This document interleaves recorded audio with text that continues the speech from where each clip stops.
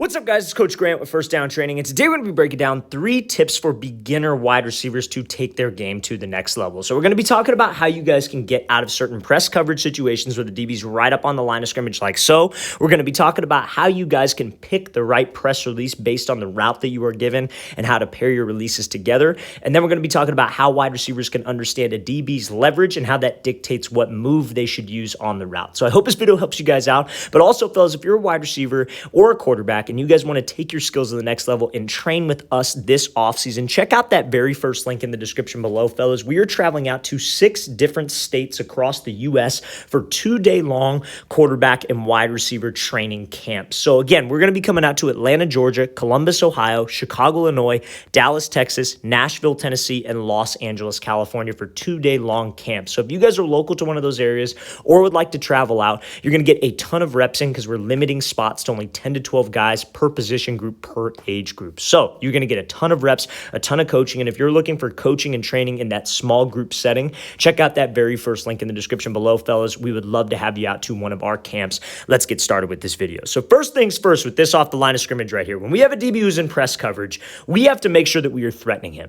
So many beginner wide receivers think that it's all about lateral movement, going side to side, trying to juke out the defender. That's not what it is. We have to threaten him vertically or we have to threaten him to the inside. So let's play this thing full speed. So this is a bad rep by the wide receiver. A lot of dancing going on behind the line of scrimmage. And a DB is taught to stay disciplined. We're not going to focus on top of the route. There's probably a little bit of a hold there. There actually is a hold there. But off the line, fellas, to get separation, it is not about going side to side. No DB is going to move like that because he's not threatened by anything. On every single route, on every single play, you have to threaten the DB vertically. You have to make him think that you are going fade or make him think that you are taking a hard inside release. And I cannot do that if I'm operating behind the line of scrimmage. A DB is supposed to be watching your hips. So when he's watching your hips, if your hips aren't going anywhere and they're just going side to side like so, what do you think the DB is going to do? He's going to go side to side, stay disciplined, and stay in his stance, keep that good, strong base.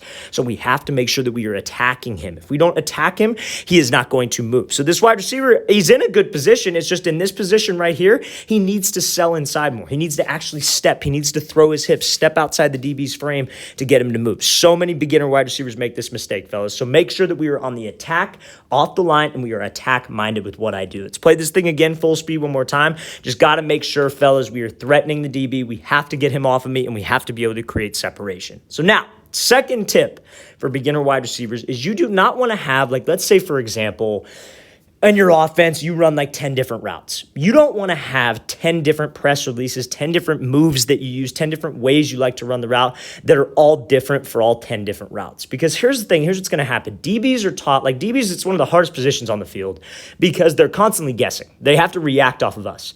And what they rely heavily on is film study, right? So they're looking at what does he like to do on this route? What does he like to do on this route? But if you make yourself unpredictable and you make your routes and your releases and your moves build off of each other, they're forced to have to play discipline and watch your hips and have to trust their technique. And when DBs trust their technique, they're always going to be a step behind us. That's just plain and simple how it is. So CeeDee Lamb is a great example of that. So he goes with this like slide release to the outside, gives this crossover move inside, and runs this fade. So this slide release is commonly used on what route? It's commonly used on a slant. The receiver will slide off to the outside, DB will jump, it gives him a little move, and then he breaks back on the slant, and then bam, quarterback gives him a ball right. Easy money, right? Now, when I have to run a fade, your fade should always build off a slant. There's a million different releases you could use. I'm not going to say that the slide release is the perfect one to use. If you like the slide, feel free to use the slide. But there are a million different things you could use. You just have to know how they build off of each other, right? So when I come off the line and I slide, it's got to look the exact same. It's got to be the same tempo. I have to have the same speed that I'm using to the outside. And then I throw that move back to the inside, making it look like a slant. DB's guessing. It's not predictable. And then I'm able to go run this fade. That's easy money for a wide receiver, and we have to make sure that that is what I'm doing. So slants and fades should always build off of each other.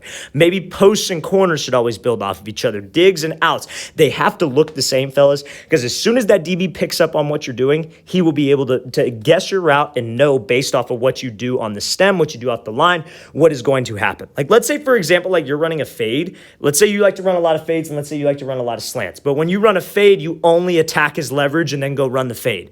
And you never attack a DB's leverage ever again. When you attack his leverage, what do you think he's going to be expecting? Going to be expecting a fade, right? And then let's say every time you run a slant, you do that slide release.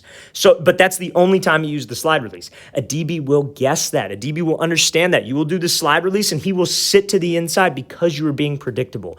A good DB coach or a good DB who likes to study film will easily be able to cover that. And again, if you're a beginner, I'm not trying to get you ready for beginner DBs. That should be easy work. That should be light work. You should be able to beat DBs who are experienced and DBs who have good skills. That is the point of this, and that is how you do it. Let's watch the thing again, full speed one more time. Make sure that when you are sliding, fellas, same tempo, make it look like a slant, and build your routes off of each other. Okay, last but not least, you got to understand as a receiver that what you decide to do and how you decide to run routes is all based off the leverage of the DB, right? Obviously, we talked about in the last clip, setting it up, making it look the same. But again, both of those things were against inside shade DBs. That's what dictated that he was going to use that move. If that DB was outside shade like so, and he was up in press and you had to run a slant, you would do a completely different release that would build into a fade into a slant. That's why you got to have many things in your tool belt. You got to have different tools in your arsenal. So in this case, this is off man, outside shade off man, and he's running a 10-yard out. So let's play this thing full speed. So he does a great job attacking the inside shoulder of the DB, giving him a move, getting him to flip his hips, and then being able to accelerate, right? So a lot of receivers make this mistake that some coach maybe taught him this, or maybe they just assume this based on other routes. But anytime that he's in any kind of leverage, attack his leverage, right? You don't want to do that in this case because based on his leverage, you can tell what he's doing and what the coverage is going to be like. He's outside shade, right? So that means he's expecting an outside route, and he has safety help inside. So he is trying to do whatever he can to force you to his help. He wants you to run a dig or a post, and he wants you to just take off and go right now because he's got safety help right there. He could get right into your hip, and that is a tiny window for the quarterback. But again, he still has a lot of space to cover out here, right? So where we can stretch him is we can stretch him vertically. We can get him to open up his hips because he's going to do whatever it takes to not let you go outside. So if you just stem him right here, he's going to just widen, and you're going to run the out route right into him.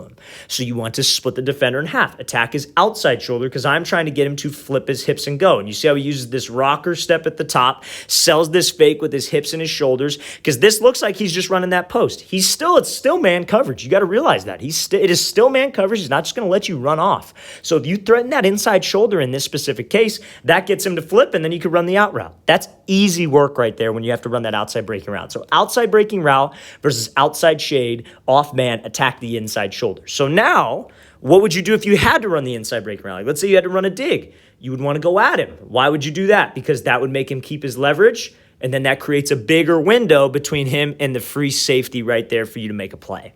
I hope that makes sense. That's something that you have to understand as a beginner. It's all about the leverage. It's not about, okay, on my out routes, I'm going to do this move every single time.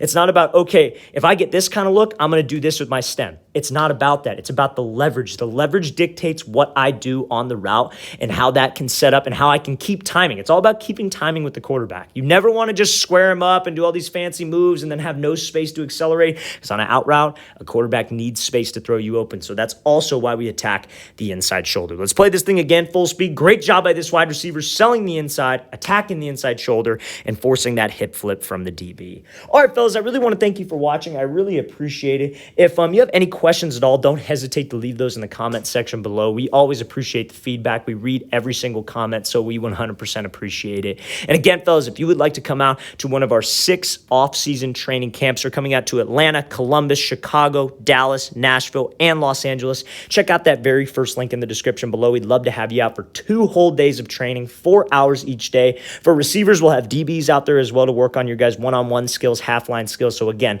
very first link in the description below. I'll see you guys next time.